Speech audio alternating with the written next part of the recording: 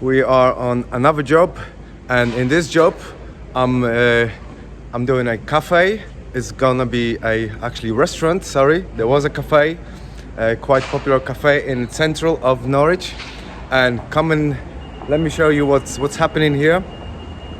I'm gonna show you in this video how to do very useful and very simple wardrobe and cupboards made out of humble, underestimated plywood. We got plenty of these very cheap plywood sheets that my boss, my employer, Oli, bought, and here's his project, and I'm carrying his project, which will be a Spanish restaurant, just 5 stars for sure, because he's a master chef. So here's the job that I'm involved in, and this is the first project here. We're building cupboards. We're building cupboards out of plywood. So here's the first step. We've got 3 floors, and the plywood is too big to go through the staircase, and I'm doing first cuts downstairs and then all the way up with a smaller pieces. I've done the full length sheets, 244 into 60 in the middle, 61 centimeter cuts, and I was able to go through little hallways and staircases.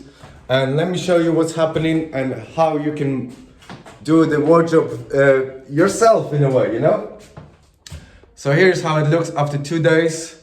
It's Wednesday, it's day 3, and 2 days, within 2 days I've done these 2 things, and I've done the kind of like a platform. So this is the first step I always do. I sketch what the wardrobe is gonna be, and I use chalk line even on the ceiling, on the walls, to kind of visually see how deep the wardrobe is gonna be. You may be able to see like lines here, and so that's the front line, and the ceiling light, ceiling line, that's where the top of the wardrobe will be. And generally it's gonna be full size, full wall wardrobes with doors, with a little gap, there, about 20 centimeter there, for the curtain that's gonna be installed between this wall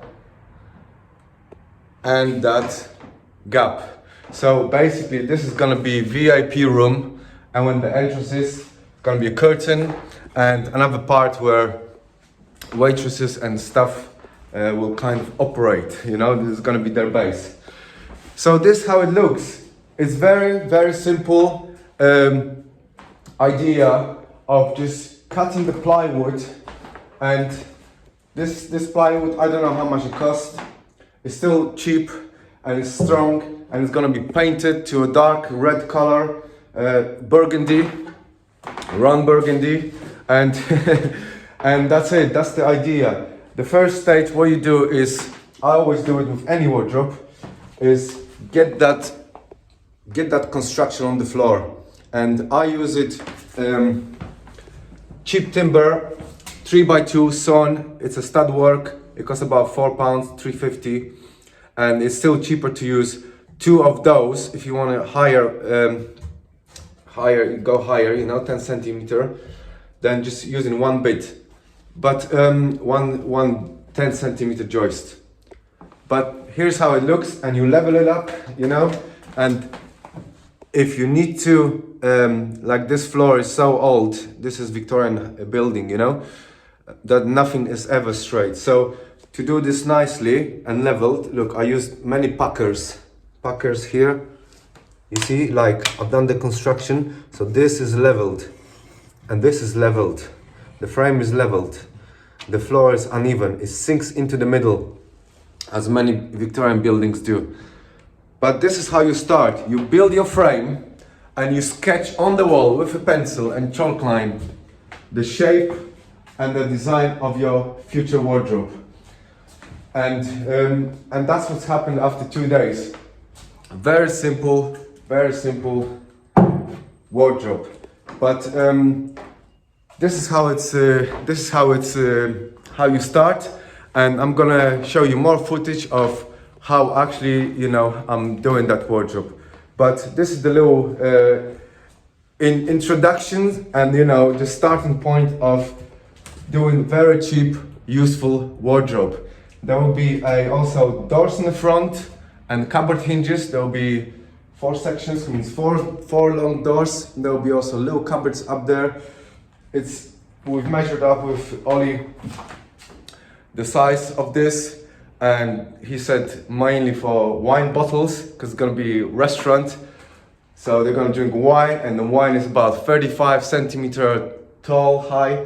So we've got a little gap, about 1.5 inch gap, just to grab the thing and, you know, just to be more comfortable. There'll be plates, cutlery, but that's how it looks. And this is what I finished also yesterday. And it needs the backing support and also the divides, because 1.5 meters is a little bit too long and it will bend under the weight of the bottle and plates and cutlery. So that's why we have the divides. But I'll show you in more footage how it's been done. Cheers.